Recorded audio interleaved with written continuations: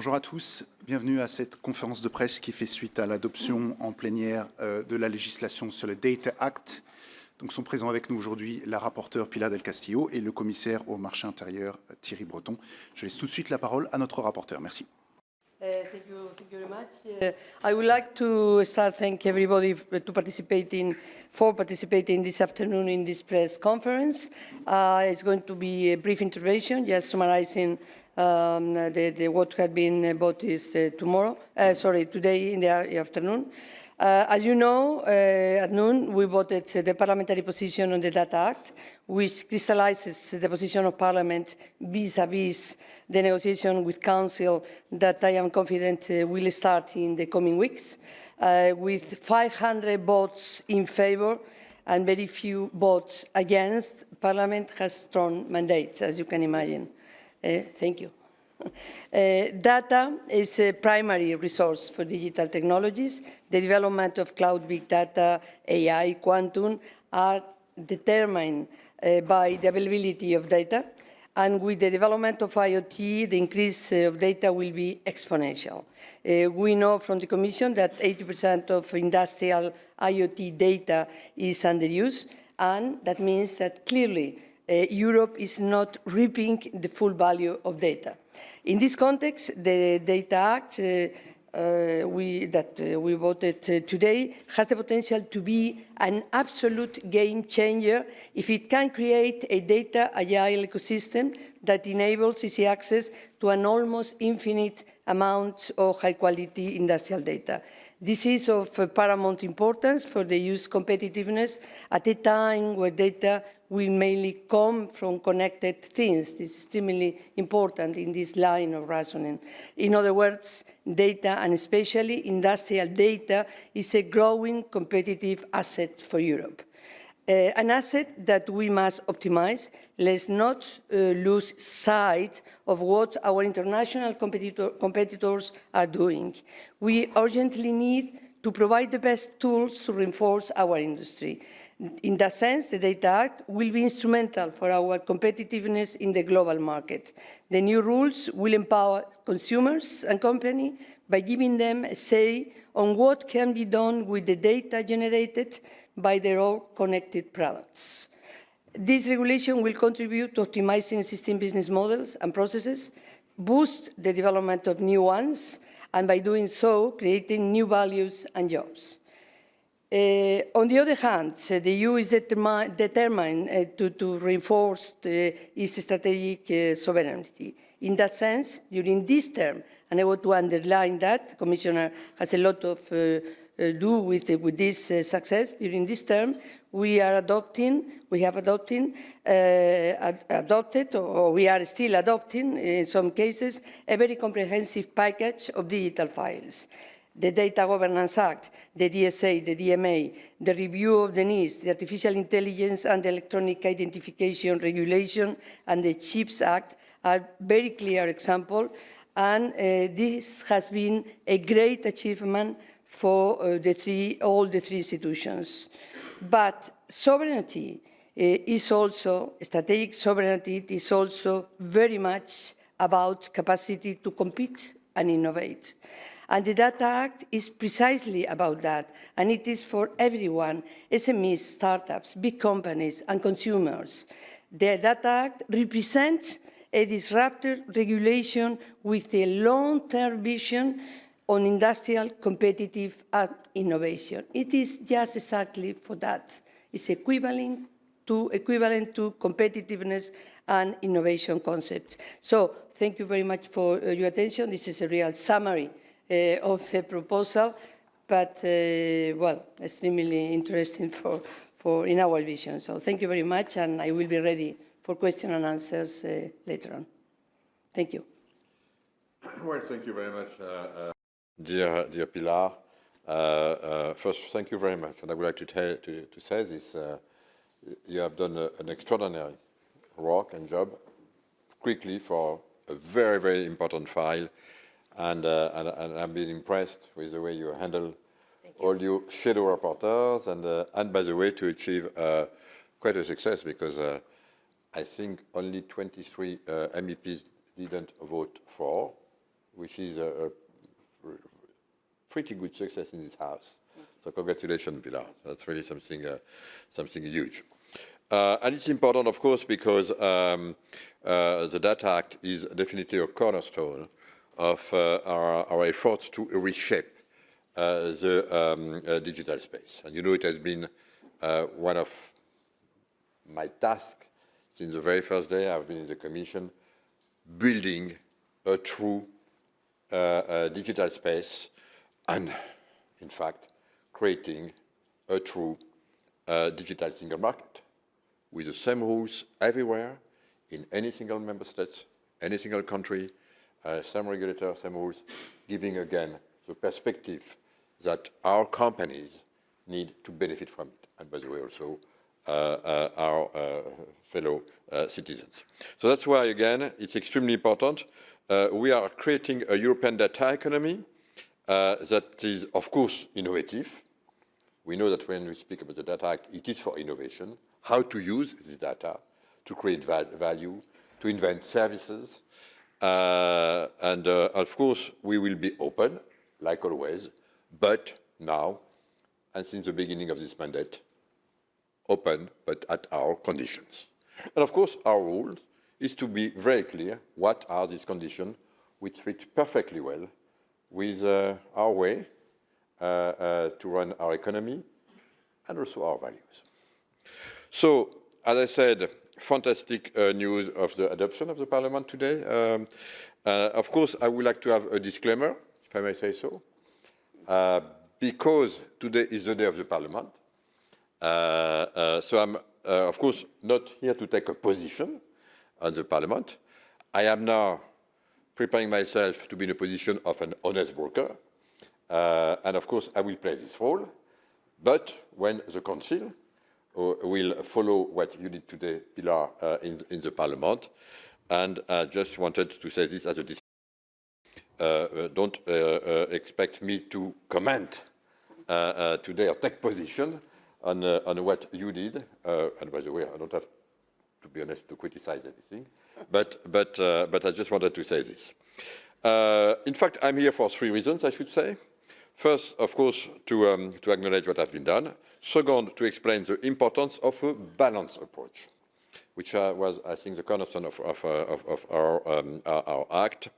And also, it's definitely reflected in your position. And then maybe, but you will not be surprised for the one who follow me, the sense of urgency. We need to act quickly, and I will remind why. So first, Pilar, you said it already, but this is probably the last piece of regulation that we have put in place in this mandate. Of course, you mentioned the Data Governance Act, which was extremely important, boosting confidence in data sharing. But now, the Data Act, of course, that, by the way, we proposed in the Commission only 1 year ago, so it was, again, pretty quickly done. I should admit that it is an ambitious and also wide-ranging proposal covering a lot of aspects, from connected products to cloud services, and of course, this is why I am also pleased that the Parliament supports, I should say, the overall ambition of this proposal, in particular with 4 items that I would like to highlight, if you allow me. First, unlocking IoT data generated by connected product, and in other words, placing the user at the center, whether it is a business, small business, consumer, or whatever. Second, tackling unfair conduct in the data economy, and especially in particular with of course, to protect SMEs. Third, facilitating data sharing between business and public authorities. And fourth, boosting a competitive and reliable cloud market.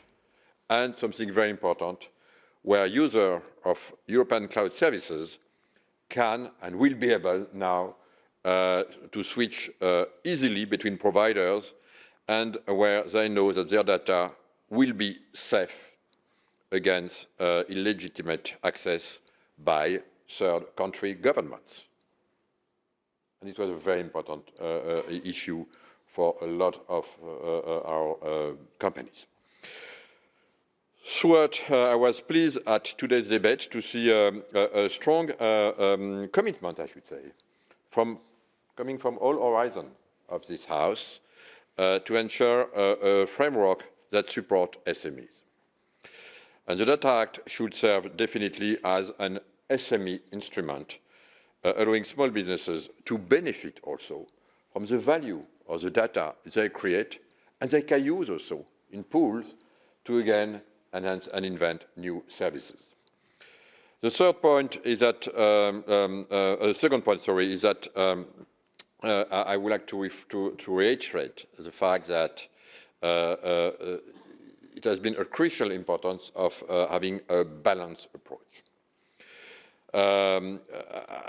As you know, and I mentioned this many times, including again this morning, before the vote, our proposal was carefully balanced between, on the one hand, the way to unlock data from the benefit of the economy and society, and of course, on the other hand, to preserve the incentive to invest in connected products that generate high-quality data and to protect also the secret and the know-how. And of course, we need always to have a balanced approach here. I also then, in this perspective, took note of the comment during the debate regarding the protection of commercially sensitive data.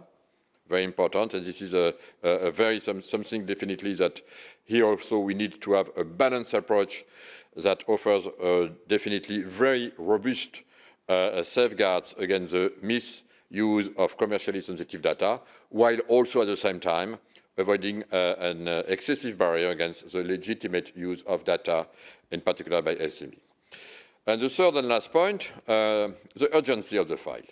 And I've said it many times before, we are now facing with an enormous wave of industrial data. You mentioned this a few minutes ago, so we must be ready. Our industry, our economy should be ready now to benefit. And this is why we needed to have some, let's say, basic rules to give them the ability to do it based on our own rules. And this is, of course, what will be the case when this will be fully adopted after the trilogue. And this is why, of course, I keep telling that we need to do it quickly. It is the case. And of course, I know also that based on the discussion I have also with the member states, that the Council recognize this urgency. So I hope that we will follow the speed of the Parliament. And this being said, I would like definitely to thank again Pilar del Castillo for her work, the team, the way she managed the shadow rapporteur, and the fantastic, tremendous success that you achieved today. Thank you very much. Thank you very much. We now have some time for questions. Priority to the room. Yes, please. Bonjour, Louise Rondel pour QH Info. Le règlement parle beaucoup des consommateurs et des citoyens. Comment pourront-ils concrètement accéder à leurs données de manière très facile? Est-ce qu'ils pourront vraiment accéder à toutes leurs données?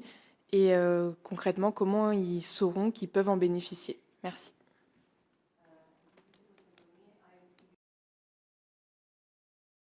But if you don't mind, do you have, because I have not. Yeah. No, if the question is for the micro is. If the question is for me, please, you can raise the question in English. I mean, I get the meaning in French, but I would prefer that you can raise the question in English, if you don't mind.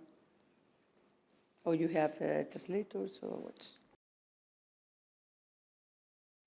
How the citizens could really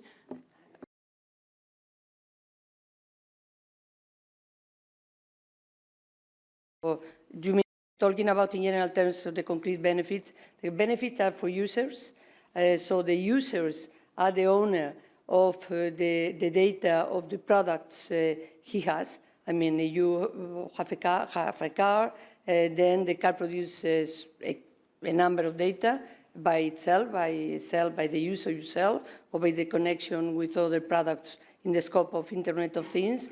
And then he can ask to the manufacturer for the data that your car produces, and you can share this data with other companies. For example, imagining the aftermarkets. Normally, you buy a car, many times you go for the maintenance to the branch, the garage, that it is related with the manufacturer. But in this case, if there is another kind of services that gives other companies, other garage companies or so, then you can share your data with these companies, and the aftermarket services could be more innovative, could have better prices, and this is an example. Or another example which I like very much, which is the farm. You have a farm, and then you have different products, say a tractor, the irrigation mechanism, and another number of products that produce data. And you can ask to the manufacturer for the data produced for these products in your farm. And you can interconnect all these, and in the end, you can really manage much better, optimize much more the productivity of your farm. And you can use one and another one example in all sectors. It's infinite, it's horizontal. It impacts the whole economic sectors, and then, in the end, the society as well. Je vais peut-être rajouter un petit point, si vous le permettez, en français. C'est toute la philosophie de la proposition. On part du principe que l'entité qui génère les datas possède ces données. Donc le générateur est au centre de toutes ces données. Il va pouvoir avoir un accès à ces données. Par exemple, si ce sont des données qui concernent un objet connecté, eh bien, elle génère des données. Le fabricant de cet objet connecté, si vous le lui demandez, a l'obligation de vous donner les données, vous en êtes le propriétaire, et puis vous pouvez faire à ce moment-là ce que vous voulez avec. Vous pouvez éventuellement, par exemple, les garder, vous pouvez les échanger, vous pouvez les mettre en pool avec des entités, des plateformes qui sont spécialisées. Vous pouvez en garder une partie. Au fond, ce qui est très important, c'est que vous avez la possibilité de décider par vous-même ce que vous allez faire de vos données. Mais ce que l'on veut, c'est que chacun, Pilar vient de prendre par exemple l'exemple du fermier, chacun ait conscience que désormais, il génère des données dans son activité, et donc il génère une richesse potentielle, et on lui donne les moyens de décider ce qu'il veut en faire, soit à titre individuel, soit en utilisant des services ou des algorithmes qui vont créer de la valeur, soit en les mutualisant. Donc c'est cette sorte de flexibilité que l'on a. On peut prendre aussi l'exemple d'un consommateur avec une voiture connectée. C'est un sujet évidemment dont on a beaucoup débattu. Quand la voiture est en panne, le consommateur est souvent obligé de se rendre chez le fabricant de la voiture qui a l'accès aux données. Vous savez, on vous met sur un banc, on appelle ça un banc. Avec notre proposition, le consommateur pourra lui-même rendre accessibles les données de la voiture directement aux fournisseurs, à des fournisseurs indépendants de services, qui font par exemple de la réparation, plusieurs marques confondues.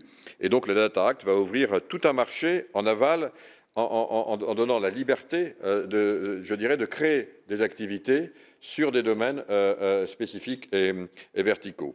Donc voilà, c'est vraiment la philosophie de base, et qui est évidemment reprise par le Parlement, c'est qu'on replace, c'est pour ça que je l'ai dit tout à l'heure, l'utilisateur et le consommateur au centre de son environnement informationnel, et on lui donne les moyens, évidemment, de le faire. Voilà. Thank you very much. Yes, please. Bonjour, Emmanuel Beretta, Le Point. Yes. Well. Vous avez l'interprétation, mais... C'était pour vous tester, Emmanuel. Bon, si, je ne suis pas un spécialiste de la question, mais si l'entreprise qui a construit le produit est aux États-Unis et dispose des données, est-ce qu'elle est soumise au Data Act et est-ce qu'elle doit livrer les données aux consommateurs en Europe?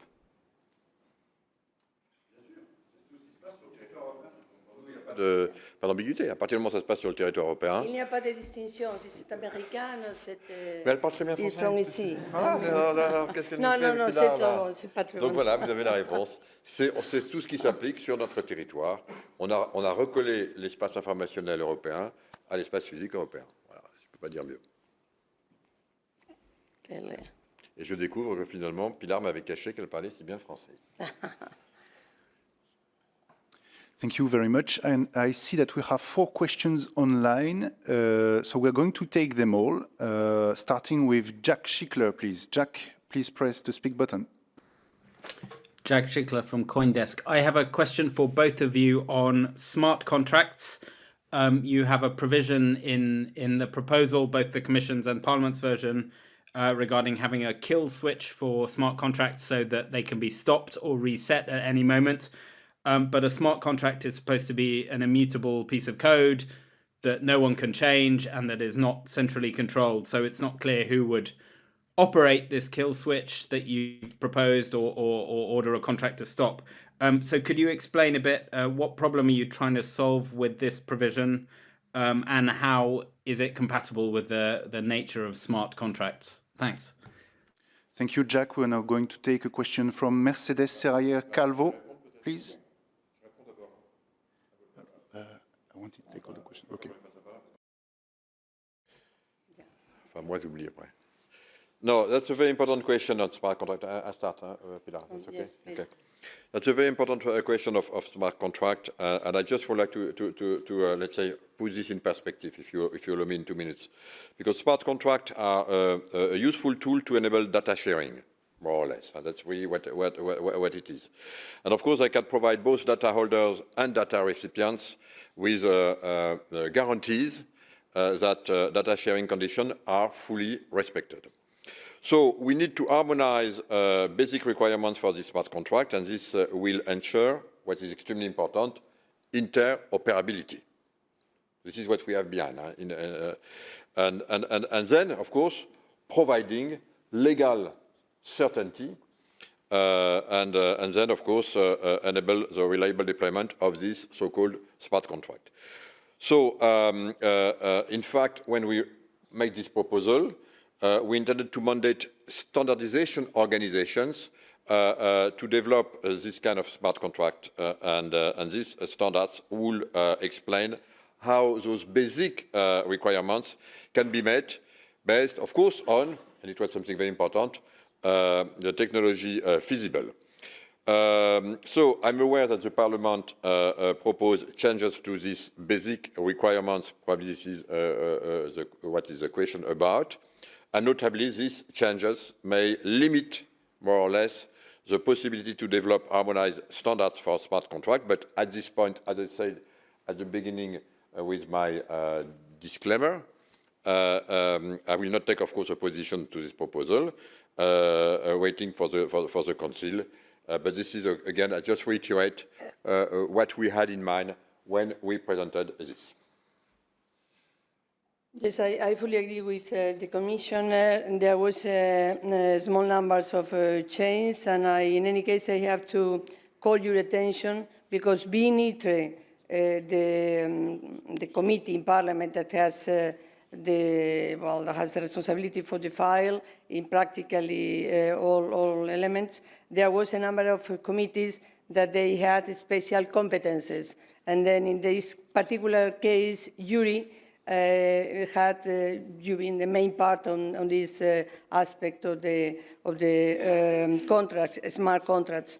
But we still have to debate this and this is only a special, when it's special competences for one committee, then it's the only one that can vote about that. So we have to enter into the trialogues, enter into the negotiation, and we will see how this can fit and how can we manage to put all this, you know, in the way in which in one day, not too far away, the three old institutions, we can celebrate that we are on board with this dossier and we have agreed on this dossier. So meanwhile, there is a number of things not only related to the smart contracts, but other items, other issues that, well, we have to negotiate. That's for the trilogos are for that, you know. So. Thank you very much. We're now going to take a question from Mercedes, and that will probably be the last one. Mercedes, please press the speak button. Hello, can you hear me? Can you hear me? Yes, we can. Okay, thanks. This is a question for Commissioner Breton regarding internal market and competitiveness. Teresa Rivera, Minister of the Government of Spain, has just said on a radio broadcast that Spanish government is analyzing the possibility of using the anti-takeover shield to avoid Spanish company Ferrovial moving to Holland. Is that possible? Thanks. You will understand that this is not at all related to the Data Act, and that, of course, I, in my capacity of being responsible to enforce, I always enforce when I see something and when I am asked to act because something is happening. I never do any preventive, period.